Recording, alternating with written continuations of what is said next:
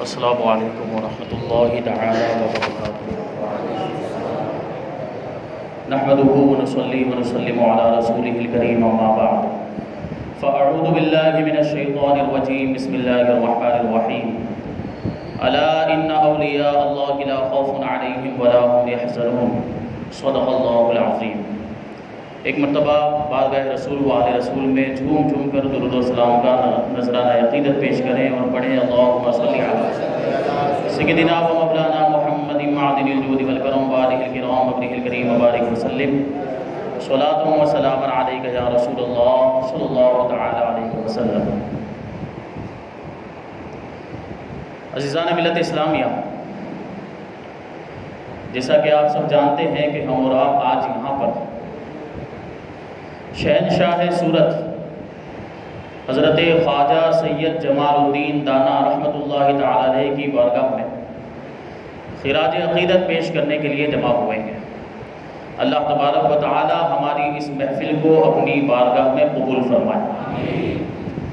اس محفل کو ہمارے لیے آخرت میں ذریعہ نجات بنائے۔ اللہ تبارک و تعالی قرآن مجید میں اپنے دوستوں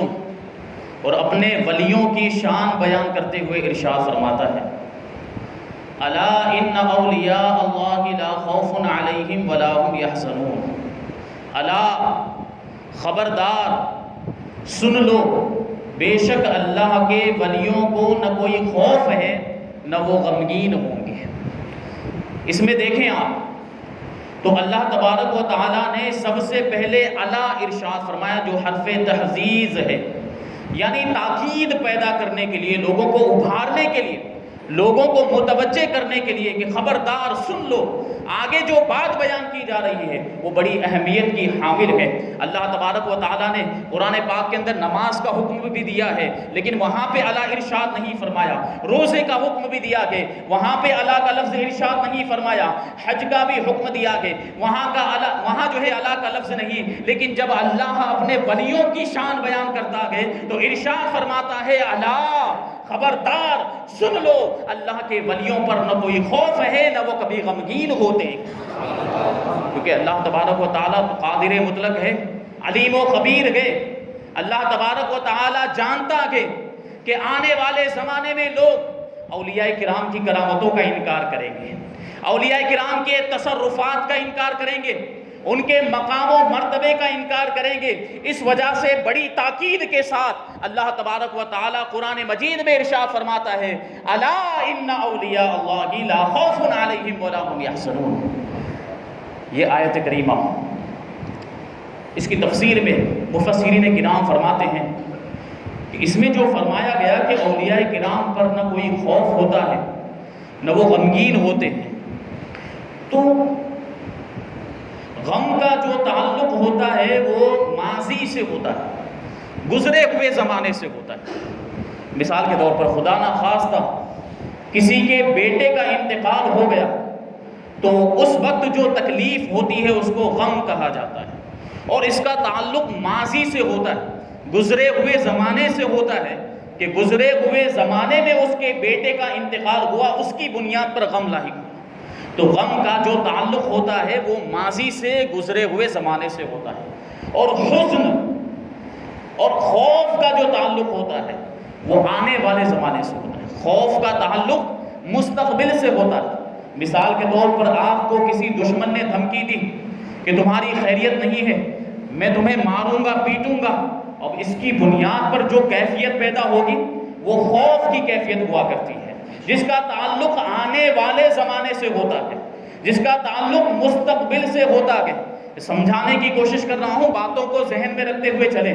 کہ غم کا تعلق گزرے ہوئے زمانے سے ہوتا ہے اور خوف کا تعلق آنے والے زمانے سے ہوتا ہے۔ اللہ تبارک و تعالیٰ نے اپنے ولیوں کے بارے میں دونوں چیزوں کی نفی کر دی کہ ان پر غم بھی نہیں ہے، ان پر خوف بھی نہیں ہے۔ مطلب یہ ہے کہ ان کو گزرے ہوئے زمانے کا غم بھی نہیں ہے اور آنے والے زمانے کا خوف بھی نہیں ہے۔ یہ دنیا سے چلے جاتے ہیں، دنیا سے رخصت ہو جاتے ہیں، اور جب اللہ کی بارگاہ میں پہنچتے ہیں تو ان کو دنیا کے فوت ہو جانے کا کوئی خوف نہیں ہوتا، کیونکہ دنیا دنیا میں پوری زندگی یہ اللہ تبارک و تعالیٰ کی اطاعت و جو ہے کہ فرما برداری میں گزارتے ہیں، اس بنیاد پر ان کو آخرت میں دنیا کا کوئی غم نہیں ہوگا، اور آخرت جو آنے والا زمانہ ہے، جو مستقبل ہے، اس کا بھی انہیں کوئی خوف نہیں ہوگا کہ جب اللہ تبارک و تعالیٰ ان کے اعمال کا بدلہ انہیں عطا فرمائے گا اور جنت کی نعمتیں عطا فرمائے گا، اور ان کے اعمال کے صلے میں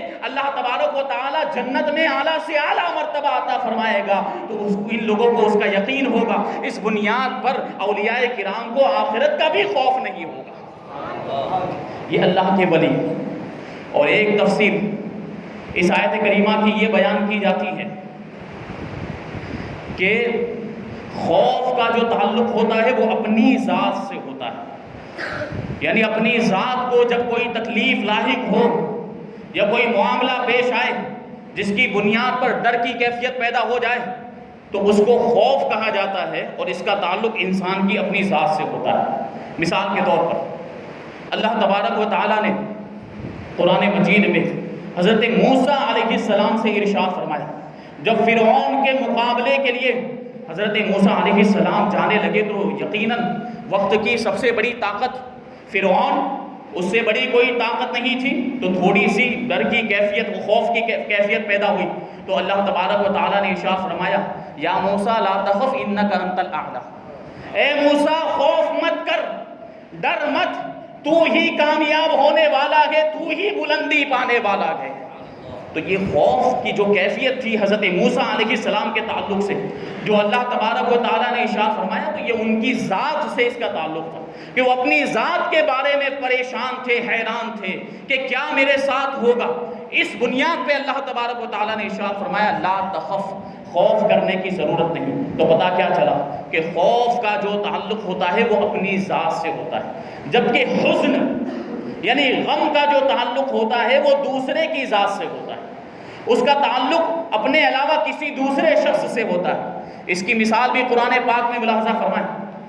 جب حضرت ابو بکر صدیق رضی اللہ تعالیٰ عنہ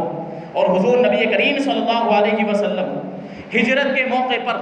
مکہ مکرمہ سے روانہ ہو کر غار ثور میں تشریف لے گئے، حضرت ابو بکر صدیق رضی اللہ تعالیٰ عنہ نے عاشق کی اداؤں کو تو دیکھو کہ حضور اقدس صلی اللہ علیہ وسلم کو حضرت ابو بکر صدیق نے اپنی پیٹھ پر سوار کر لیا اور اس پہاڑ پہ چڑھتے ہوئے حضور صلی اللہ علیہ وسلم کو لے کر غار ثور میں پہنچے۔ جو لوگ گئے ہیں انہوں نے دیکھا ہوگا کہ وہ بہت نیچے نہیں بلکہ بڑی بلندی پر ہے غار ثور، اتنی اونچائی پر حضرت ابو بکر صدیق رضی اللہ تعالیٰ عنہ حضور اقدس صلی اللہ علیہ وسلم کو اپنے کندھوں پہ سوار کر کے لے جا رہے ہیں۔ یہ عاشق کی ادا اور یہ عاشق کی جانثاری ہے، اور اس کی وجہ کیا تھی؟ کندھوں پہ سوار کرنے کی وجہ کیا تھی؟ حضور اقدس صلی اللہ علیہ وسلم کا معجزہ تھا کہ آپ جس پتھر پہ بھی پاؤں رکھتے وہ پتھر موم ہو جایا کرتا تھا، اور اس پر پتھر کے اوپر آپ کے قدموں کے نشان پڑ جایا کرتے تھے۔ تو حضرت ابو بکر نے حضور صلی اللہ علیہ وسلم کو اسی بنیاد پر اٹھا لیا اپنے کندھوں پر کہ پہاڑ پر چڑھتے ہوئے جس پتھر پہ بھی حضور قدم رکھیں گے حضور کے قدموں کے نشان اس پتھر پہ پڑ جائیں گے، جب دشمن آئیں گے تو ان نشانات کے ذریعے سے ان کو معلوم ہو جائے گا کہ حضور ادھر گئے ہیں۔ اس بنیاد پر حضرت ابو بکر نے حضور صلی اللہ علیہ وسلم کو اپنے کندھوں پر اٹھا لیا۔ اب جب غار میں تشریف لے گئے تو غار کا دروازہ کھلا ہوا، اس کا دہانہ کھلا ہوا تھا۔ حضرت ابو بکر صدیق رضی اللہ تعالیٰ عنہ کو فکر لاحق ہوئی، حضور سے ارشاد فرماتے عرض کرتے ہیں حضور کہ اگر یہ ظالم، یہ جو کفار ہیں اپنے قدموں کی طرف دیکھیں گے تو ہم ان کو نظر آ جائیں گے۔ اس وقت اللہ تبارک و تعالیٰ نے ارشاد فرمایا تھا حضور نبی کریم صلی اللہ علیہ وسلم کی زبانی کہ لا تحزن ان اللہ معنا، کہ اے ابو بکر غم کرنے کی ضرورت نہیں ہے، بے شک اللہ ہمارے ساتھ ہے۔ اب یہاں پر دیکھیں غم فرمایا، غم کا لفظ ارشاد فرمایا، حزن کا لفظ ارشاد فرمایا، کیونکہ ابو بکر کو اپنی ذات کی فکر نہیں تھی بلکہ اللہ کے رسول کی فکر تھی۔ ابو بکر تو زبان حال سے کہہ رہے تھے کہ یہ ایک جان کیا ہے، اگر ہزاروں جانیں بھی ہوں تو رسول اللہ کے نام پہ قربان کر دوں۔ حضور مفتی اعظم ہند نے کہا تھا کہ یہ ایک جان کیا ہے اگر ہو کروڑوں، یہ ایک جان کیا ہے اگر ہو کروڑوں، تیرے نام پر سب کو وارا کروں گے۔ حضرت ابو بکر کو اپنی ذات کی فکر نہیں تھی، آپ کو رسول اللہ کی فکر تھی۔ اس بنیاد پہ وہاں پہ ارشاد فرمایا گیا لا تحزن، اے ابو بکر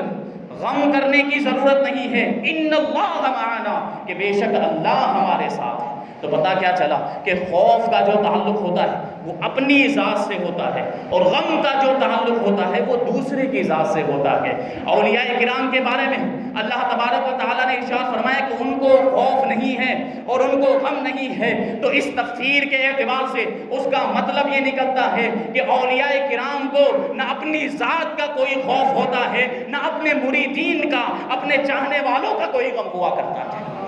اللہ تبارک و تعالیٰ قیامت کے دن ان کو ایسا مقام و مرتبہ عطا فرمائے گا کہ خود تو جنت میں جائیں گے، اپنے چاہنے والوں کو بھی جنت میں لے کر جائیں گے۔ حضرت خواجہ دانا رحمۃ اللہ تعالی علیہ سے ہم محبت کرتے ہیں، ان کے چاہنے والے ہیں، ان کے نام لیوا ہیں، اور ان کی یاد میں اس محفل کو سجا کر ہم بیٹھے ہیں، اپنے رب سے، اس کی رحمت سے امید کرتے ہیں کہ کل قیامت کے میدان میں جب اللہ تبارک و تعالی حضرت خواجہ دانا رحمۃ اللہ تعالی علیہ کو جنت میں داخل ہونے کا حکم دے گا تو حضرت خواجہ دانا ہم غلاموں کو پکار کر کہیں گے آ جاؤ میرے چاہنے والوں، آ جاؤ میرے مریدین، آ جاؤ مجھ سے محبت کرنے والوں، کہ ہم ساتھ میں جنت میں جاتے ہیں۔ یہ اولیاء کرام کی شان ہوتی ہے۔ یہ اللہ تبارک و تعالیٰ کے وہ بندے ہوتے ہیں جو انتہائی قرب رکھتے ہیں، اللہ تبارک و تعالیٰ کے دوست کہلاتے ہیں، اور ایسا مقام و مرتبہ ہوتا ہے کہ یہ اپنی زبان سے جو نکال دے اللہ تبارک و تعالیٰ اس کو پورا فرما دیتا ہے۔ حدیث پاک کا مفہوم ہے کہ یہ لوگ اولیاء کرام بظاہر پراگندہ حالت میں رہتے ہیں، لیکن اللہ کی بارگاہ میں ان کا مقام و مرتبہ وہ ہوتا ہے کہ اگر اللہ پر یہ قسم کھا لیں تو اللہ تبارک و تعالیٰ ان کی قسموں کو پورا فرما دیا کرتا ہے۔ تو یہ شان ہے اولیاء کرام کی کہ یہ مقام و مرتبے کیسے ملتے ہیں۔ اولیاء کرام کی زندگیوں کا آپ جائزہ لیں، آپ کو پتہ چلے گا کیسی ریاضت وہ کیسا مجاہدہ کرتے ہیں، کیسی عبادتیں کیا کرتے ہیں، کیسی محنت و مشقت کیا کرتے ہیں، تب جا کے ان کو ایسا مقام و مرتبہ ملتا ہے۔ ایک بات یہاں پر ذہن میں رکھیں کہ یہ جو ولایت جو ہوتی ہے یہ کسبی نہیں، یعنی انسان اپنے اعمال کے ذریعے سے ولایت حاصل نہیں کر سکتا، یہ تو اللہ تبارک و تعالیٰ کا عطیہ ہے۔ اللہ جسے چاہتا ہے اسے ولایت عطا فرماتا ہے، اور جس کو ولایت عطا فرما دیتا ہے وہ اس کی مقبولیت اور محبوبیت کی دلیل ہوا کرتی ہے۔ تو ولایت کسبی نہیں ہے، لیکن اولیاء کرام اپنی عبادتوں کے ذریعے سے مقام و مرتبے حاصل کرتے ہیں، ان کے درجات کو بلند کیا جاتا ہے۔ یہ اولیاء کرام کی شان ہوتی ہے۔ پوری زندگی نفس کشی کرتے ہیں، اپنے نفس کو مارتے ہیں کہ یہ وہی نفس ہے جو انسان کو خدا سے غافل کرتا ہے، گناہوں پر ابھارتا ہے، انسان کی خواہشات کو برانگیختہ کرتا ہے اور نیکیوں سے دور لے جاتا ہے، یہ وہ نفس ہے۔ اس وجہ سے اولیاء کرام سب سے پہلے اپنے نفس کو مارتے ہیں، نفس کشی کرتے ہیں، اور اولیاء کرام کی زندگیوں کا جائزہ لیں آپ تو ایسے سینکڑوں واقعات ملیں گے۔ حضرت بایزید بستامی رحمۃ اللہ تعالی علیہ کا واقعہ ہے کہ آپ جس راستے سے گزرا کرتے تھے اس راستے میں اس زمانے کا جو بادشاہ تھا اس کی بیٹھک ہوا کرتی تھی، اس کے ساتھ میں اس کے وزیر، اس کے امیر اور وزراء جو ہے کہ اس کے دربار کے لوگ بھی بیٹھا کرتے تھے۔ حضرت بایزید بستامی اللہ کے ولی ہیں اور بزرگ اللہ کے نیک بندے ہیں، اور پورے شہر میں آپ کا شہرہ، آپ کی ولایت کا شہرہ، جب آپ اس راستے سے گزرتے تو وہ بادشاہ جو تھا وہ آپ کے ادب میں کھڑا ہو جاتا، اور اس کے ساتھ جتنے بھی درباری ہوتے وہ سب بھی کھڑے ہو جاتے اور آپ کو سلام پیش کرتے، آپ سلام کا جواب دیتے اور آگے بڑھ جایا کرتے تھے۔ پھر اسی طریقے سے کئی دن گزر گئے، ایک دن اسی طریقے سے حضرت بایزید بستامی رحمۃ اللہ تعالی علیہ اسی راستے سے گزر رہے تھے، اور وہی طریقہ بادشاہ نے کھڑے ہو کر اور اس کے وزیروں نے کھڑے ہو کر آپ کو سلام کیا، آپ نے سلام کا جواب تو دیا لیکن ساتھ میں تھوک دیا، ساتھ میں ان کی طرف تھوک بھی دیا۔ اب ان لوگوں کو غصہ آ گیا، بادشاہ تھا، بادشاہ کو جلال آ گیا، لوگ ان کو برا بھلا کہنے لگے، ہم ان کا ادب و احترام کرتے ہیں، ہم ان کو اٹھ کر سلام کرتے ہیں، ان کی تعظیم کے لیے کھڑے ہو جاتے ہیں، اور ان کا معاملہ یہ ہے کہ یہ ہماری طرف منہ کر کے تھوک رہے ہیں، یہ کیا طریقہ ہوا؟ یہ کون سے ادب کی بات ہوئی؟ حضرت بایزید بستامی آگے چلے گئے تھے، بادشاہ نے چند آدمیوں کو بھیجا کہ جا کر پوچھو کہ یہ جو آپ کا طرز عمل تھا اس کی وجہ کیا ہے، آپ نے ایسا معاملہ کیوں کیا، آپ اس طریقے سے تھوک کر یہاں سے کیوں گئے؟ وہ خادم اور بادشاہ کے جو وزیر تھے وہ حضرت بایزید بستامی کی بارگاہ میں پہنچے اور پہنچنے کے بعد پوچھتے ہیں کہ حضور آپ نے ایسا کیوں کیا، یہ آپ کا جو طرز عمل تھا اس کی وجہ کیا ہے؟ حضرت بایزید بستامی ارشاد فرماتے ہیں کہ روزانہ اس راستے سے میں گزرا کرتا تھا، تم لوگ مجھے سلام کرتے، میرے ادب کے لیے کھڑے ہو جایا کرتے تھے، میں سلام کا جواب دے کر گزر جاتا تھا، میرے نفس پر کوئی فرق نہیں پڑتا تھا، لیکن آج جب میں اس راستے سے گزرا تم لوگ میری تعظیم کے لیے کھڑے ہو گئے، تم نے مجھے سلام کیا اور میرے نفس میں یہ بات آ گئی کہ دیکھ بایزید کہ اللہ کی بارگاہ میں تیرا کتنا اونچا بلند اور مقام و مرتبہ ہے کہ وقت کا بادشاہ تیری تعظیم کے لیے کھڑا ہو رکھا ہے اور اس کے وزیر تجھے سلام کر رہے ہیں۔ نفس میں جو ہے نفس نے یہ مجھ سے کہا تو میں نے سوچا کہ آج نفس مجھے بہکانے کی کوشش کر رہا ہے، اسی وجہ سے میں نے جو ہے کہ خیال کیا کہ اس نفس کو اسی وقت مار دینا چاہیے، اس کو اسی وقت ختم کر دینا چاہیے۔ تو نفس میں جیسے ہی یہ خیال آیا فوراً میں نے تھوک دیا اور اسی وقت میرا نفس ناکام ہو گیا۔ یہ اللہ والوں کا طرز عمل ہوتا ہے، اس طریقے سے نفس کشی فرماتے ہیں، تب جا کے ایسے مقام و مرتبے ملا کرتے ہیں۔ حضرت بابا فرید گنج شکر رحمت اللہ تعالی علیہ کا واقعہ کہ آپ جب ریاضت و مجاہدہ میں مشغول تھے اور اللہ تبارک و تعالیٰ کی عبادت میں ایسے مصروف ہو گئے کہ کئی دن کے فاقے ہو جایا کرتے تھے۔ یہ اللہ والوں کی شان ہوتی ہے کہ جب وہ خدا کے جلووں میں کھو جاتے ہیں تو نہ پھر کھانے کا ہوش رہتا ہے نہ پینے کی کوئی فکر رہا کرتی ہے، یہ کھانے پینے کی چیزوں سے بے نیاز ہو جایا کرتے ہیں، کئی دن کے فاقے ہو جایا کرتے تھے۔ ایک مرتبہ اسی طریقے سے 8 دن ہو چکے تھے، حضرت بابا فرید الدین گنج شکر رحمت اللہ تعالی علیہ نے ایک نوالا نہیں کھایا تھا۔ اب نفس پکارنے لگا، بھوک، نفس اندر سے آواز دینے لگا، بھوک لگی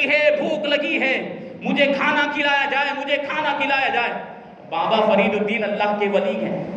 نفس کو ٹھنڈا کرنے کے لیے، نفس کو خاموش کرنے کے لیے چند کنکریاں اٹھائی، ان کو منہ میں رکھ لیا۔ اللہ کی قدرت دیکھیں کہ کنکریوں کو منہ میں رکھنا تھا، وہ کنکریاں شکر کی ڈلیوں میں تبدیل ہو گئی، شکر کے ٹکڑے بن گئے۔ یہ گنج شکر جو کہا جاتا ہے نا بابا فرید الدین گنج شکر کو، گنج شکر کا مطلب ہی ہوتا ہے شکر کا خزانہ، اور اس کی وجہ تسمیہ میں بڑے واقعات ہیں۔ جو بچپن کا واقعہ آپ نے سنا ہوگا، آپ کی والدہ آپ کے مصلے کے نیچے شکر کی پڑیا رکھ دیا کرتی تھی، ایک یہ واقعہ بھی ہے اور دوسرا یہ واقعہ بھی ہے جو میں نے ابھی بیان کیا، جس کی بنیاد پر آپ کو گنج شکر کہا جاتا ہے۔ یہ اللہ والوں کی شان ہوتی ہے، اور اللہ والوں کا مقام و مرتبہ تو یہ ہوتا ہے کہ ان کی بارگاہ میں اگر کوئی جانور بھی آ جائے اور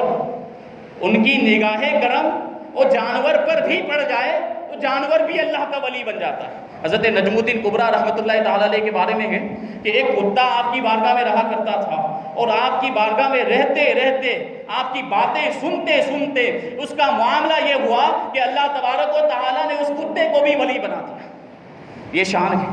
اسی طرح کا واقعہ حضرت اشرف زمانہ تارک السلطنت حضرت مخدوم اشرف جہانگیر سمنانی رحمۃ اللہ تعالی علیہ کا بھی ہے۔ آپ کے ایک مرید کمال الدین جوگی، ان کے پاس ایک بلی تھی، کبھی اس بلی کو لے کر مخدوم پاک کی بارگاہ میں حاضر ہو جایا کرتے تھے۔ اب کبھی مخدوم پاک کی نظر اس بلی پہ پڑ جاتی، آپ کی نگاہ اس بلی پہ پڑ جایا کرتی تھی۔ دیکھیے نگاہ ولی میں وہ تاثیر دیکھی، نگاہ ولی میں وہ تاثیر دیکھی،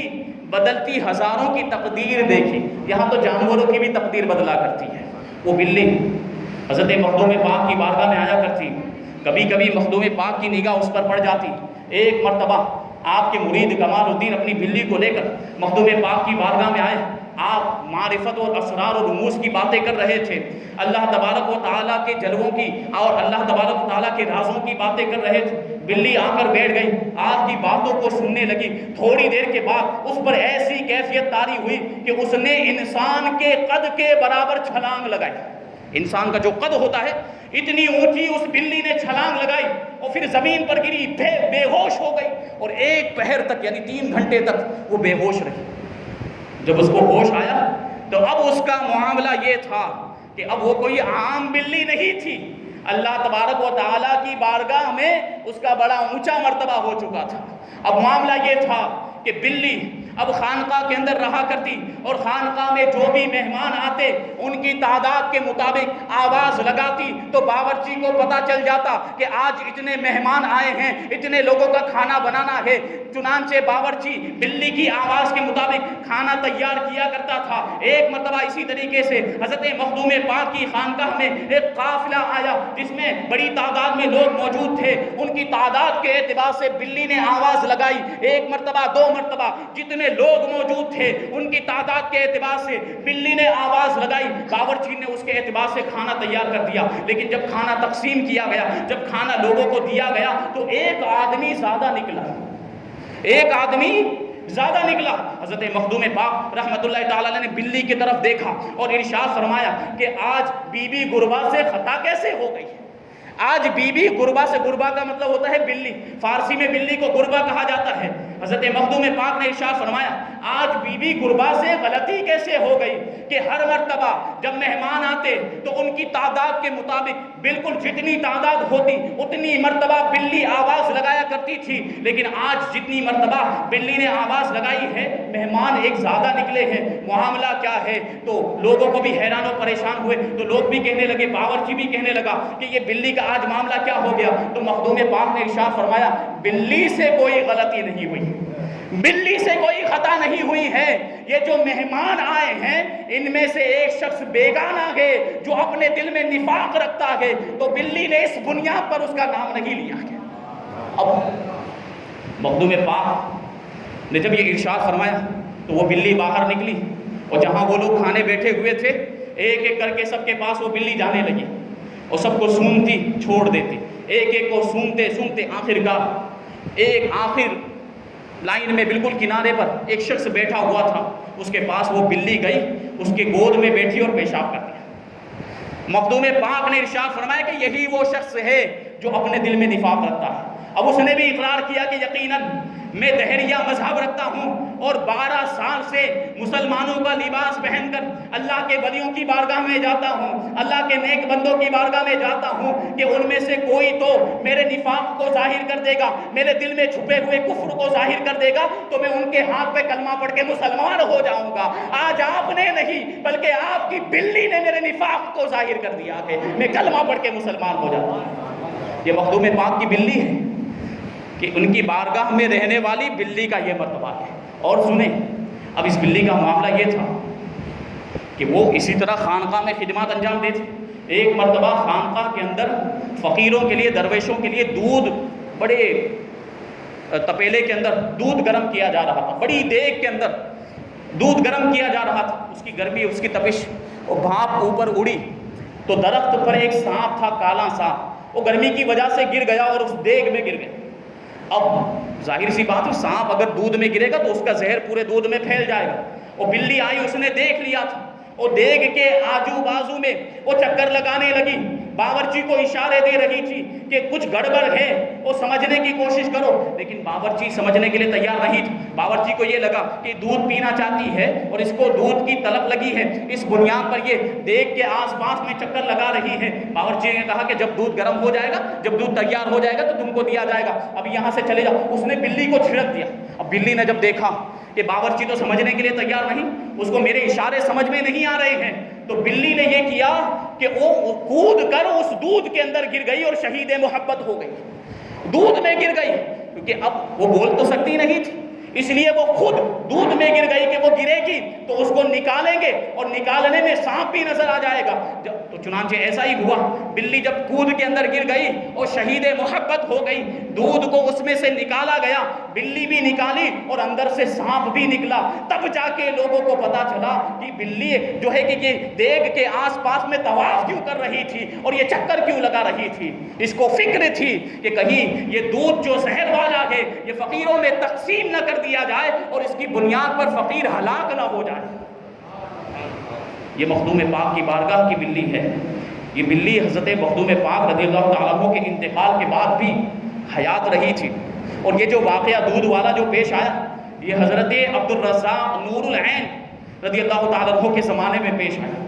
تو آپ نے جب یہ بلی کا انتقال ہو گیا، جب یہ شہید ہو گئی، تو آپ نے خانقاہ والوں سے ارشاد فرمایا کہ یہ بلی دیکھیے کہ کیسا جذبہ رکھتی تھی کہ خانقاہ کے فقیروں پر اس نے اپنی جان کو قربان کر دیا، اس کا مزار بنایا جائے باقاعدہ. چنانچہ آج بھی کچوچا شریف میں بی بی گربا کا مزار موجود ہے، اور اس کے ولایت کا عالم یہ ہے، اس کی تاثیر یہ ہے کہ جنات کا کسی کو اثر ہو یا کوئی آسیب زدہ ہو، وہ بی بی گربا کے مزار پر اگر پہنچ جائے تو اندر سے آسیب چلا کر کہتا ہے کہ بی بی گربا مجھے پنجے مار رہی ہے، اور پھر وہ جنات خود کہتا ہے کہ آج کے بعد میں اس شخص کو نہیں ستاؤں گا.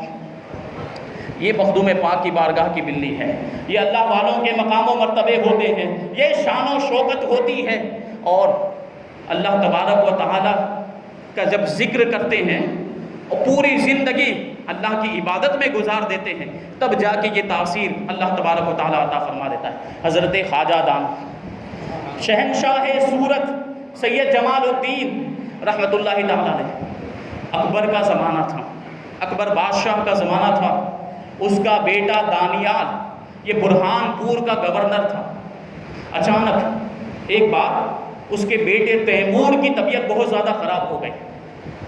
اکبر بادشاہ کے بیٹے دانیال کا بیٹا یعنی اکبر بادشاہ کا پوتا جس کا نام تیمور تھا، اس کی طبیعت بہت زیادہ خراب ہو گئی. جو ایک بڑے ماہرین طبیبوں کو، ڈاکٹروں کو، حکیموں کو بلایا گیا. سب نے اپنے اپنے اعتبار سے علاج کرنے کی کوشش کی، لیکن اس کی طبیعت اور کوئی تدبیر کام نہیں آئی، اس کی طبیعت اچھی نہیں ہوئی. آخرکار اس کا انتقال ہو گیا. اب اس کو بڑا غم لاحق ہوا دانیال کو. جب حضرت خواجہ دانا رحمۃ اللہ تعالیٰ علیہ کو پتہ چلا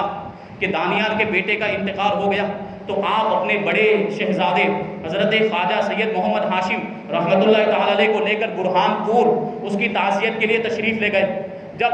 آپ دانیال کے دربار میں پہنچے، اس کے محل میں پہنچے، تو دانیال رونے لگا اور روتے روتے اپنے بیٹے کی لاش حضرت خواجہ دانا کی گود میں رکھ دی اور روتے روتے کہنے لگا کہ حضور دعا فرما دیں اللہ تبارک و تعالیٰ میرے بیٹے کو دوبارہ زندہ فرما دے. خواجہ دانا رحمۃ اللہ تعالیٰ نے جب اس کو روتے ہوئے دیکھا، اس کے غم کو، اس کی تکلیف کو دیکھا، تو آپ کو اس پر رحم آ گیا. آپ کی گود میں دانیال کا بیٹا جو ہے مردہ پڑا ہوا تھا. حضرت خواجہ دانا رحمۃ اللہ تعالیٰ علیہ نے اس پر اپنے ہاتھ کو پھیرا. ادھر ہاتھ کا پھیرنا تھا کہ اللہ کے حکم سے دانیال کا بیٹا زندہ ہو گیا. اب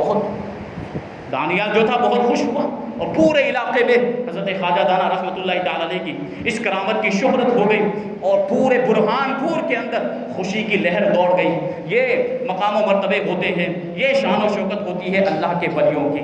ایسے لوگوں سے محبت کرنی چاہیے، ایسے لوگوں سے دوستی کرنی چاہیے کہ ان کی دوستی اور ان کی محبت آخرت میں کام آئے گی. میں نے عرض کیا تھا المرء مع من احبہ، کہ انسان اس کے ساتھ ہوگا جس سے وہ دنیا میں محبت کیا کرتا تھا. اگر کوئی شرابی سے محبت کرتا تھا تو وہ شرابی کے ساتھ ہوگا، اگر کوئی کسی جواری سے محبت کرتا تھا تو وہ جواری کے ساتھ ہوگا، اور جو اللہ کے ولیوں سے محبت کرتا تھا وہ اللہ کے ولیوں کے ساتھ ہوگا. اگر ہم چاہتے ہیں کہ ہمارا حشر حضرت خواجہ دانا کے ساتھ ہو، اگر ہم چاہتے ہیں کہ ہمارا حشر حضرت خواجہ غریب نواز کے ساتھ ہو، اگر ہم چاہتے ہیں کہ ہمارا حشر غوث پاک رضی اللہ تعالیٰ عنہ کے ساتھ ہو، اگر ہم چاہتے ہیں کہ ہمارا حشر اولیاء کرام کے ساتھ ہو، تو ہمیں ان اولیاء کرام سے محبت کرنی چاہیے، اور محبت کے تقاضوں کو بھی پورا کرنا ہے. محبت کے تقاضے کیا ہیں؟ کہ ان اولیاء کرام کے نقش قدم پر چلنا ہے. ان اولیاء کرام کی زندگی کا ایک ہی مشن تھا کہ اللہ تبارک و تعالیٰ کی فرما برداری کی جائے، اس کی نافرمانی سے بچا جائے، نیکیاں کی جائے اور گناہوں سے بچا جائے. پوری زندگی یہ اللہ کے نیک بندے یہی کرتے رہے، اور ان کی زندگی کا پیغام بھی یہی ہے کہ انسان اللہ تبارک و تعالیٰ کا فرما بردار بن جائے. تو اگر ہم ان سے سچی پکی محبت کرتے ہیں تو ہمیں بھی گناہوں کو چھوڑنا ہوگا، نمازوں کی پابندی کرنی ہوگی، شریعت کی پابندی کرنی ہوگی، تب جا کے ان کی محبت آخرت میں ہمیں کام آئے گی. دیکھیے یہ ایسے لوگ ہیں، اللہ کے رسول صلی اللہ علیہ وسلم نے ارشاد فرمایا ان للہ عبادا یودع لهم یوم القیامت المنابر، کہ اللہ کے کچھ بندے ایسے ہیں کہ قیامت کے دن ان کے لیے نور کے ممبر بچھائے جائیں گے، یقعدون علیہا، اور وہ ان ممبروں پر تشریف فرما ہوں گے، ہم قوم لباسہم نور، اور ان کا معاملہ یہ ہے کہ ان کے لباس بھی نورانی ہوں گے اور ان کے چہرے بھی نورانی ہوں گے۔ صحابہ کرام نے پوچھا کہ یہ کون لوگ ہوں گے؟ اللہ کے رسول نے ارشاد فرمایا نہ وہ شہداء ہوں گے نہ وہ انبیاء ہوں گے، لیکن ان کے مقام و مرتبے کا عالم یہ ہوگا کہ شہداء اور انبیاء بھی ان کے اس رتبے کو دیکھ کر رشک کریں گے۔ صحابہ نے پوچھا کہ یہ کون لوگ ہوں گے؟ تو اللہ کے رسول نے ارشاد فرمایا یہ وہ لوگ ہیں جو اللہ کے لیے ایک دوسرے سے محبت کیا کرتے تھے، یہ وہ لوگ ہوں گے جو اللہ کی رضا کے لیے ایک دوسرے سے ملاقات کیا کرتے تھے، اور یہ وہ لوگ ہوں گے جو اللہ کی رضا کے لیے ایک دوسرے کے ساتھ اٹھا اور بیٹھا کرتے تھے۔ یہ شان ہوگی۔ اب آپ دیکھیں، غور کریں، اس سے ثابت ہوتا ہے جو ہم اللہ کے ولیوں کے مزارات پر حاضر ہوتے ہیں، ان کے عرسوں کے موقع پر حاضر ہوتے ہیں، ان کے مزارات پر درگاہوں پر حاضر ہوتے ہیں، تو کس بنیاد پر حاضر ہوتے ہیں؟ اس وجہ سے تو حاضر ہوتے ہیں کہ ہم ان سے محبت کرتے ہیں، اس بنیاد پر ہم ان کے مزارات پر جاتے ہیں کہ وہ اللہ کے نیک بندے ہیں۔ تو ہماری جو یہ محبت ہے یہ اللہ کی رضا کے لیے ہے، اور یہ محبت ہم امید کرتے ہیں کہ قیامت کے دن ہمیں کام آئے گی۔ بڑے واقعات تھے اور بڑی باتیں بیان کرنی تھی، لیکن وقت ختم ہو گیا۔ اللہ تبارک و تعالی ہم سب کو حضرت خواجہ دانا رحمۃ اللہ تعالی علیہ کے نقش قدم پر چلنے کی توفیق عطا فرمائے، تمام اولیاء کرام سے محبت کرنے کی توفیق عطا فرمائے، علماء کرام کا ادب کرنے کی توفیق عطا فرمائے، شریعت مصطفیٰ پر عمل کرنے کی توفیق عطا فرمائے۔ وما علینا الا البلاغ۔